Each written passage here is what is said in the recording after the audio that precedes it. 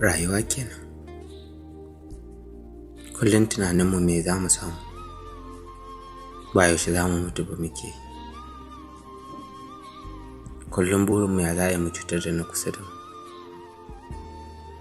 ba ya za a yi mu taimake shi ba.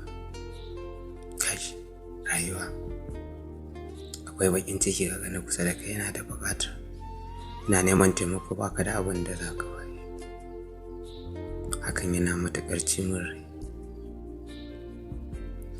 Akwai ƙuna a zuciya kaga iyayenka, 'yan uwanka ba su da shi, baka da abin da za ka taimaka mu. Hakan akwai ƙuna.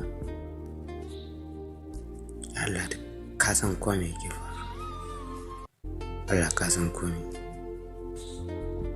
Ya Allah ka cire mu a ɓangin rayuwar da muke ciki,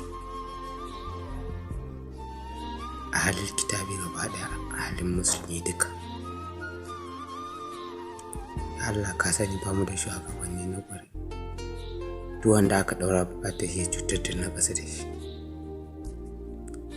Ya Allah ka iya mana, mu dai ba mu da iyawa.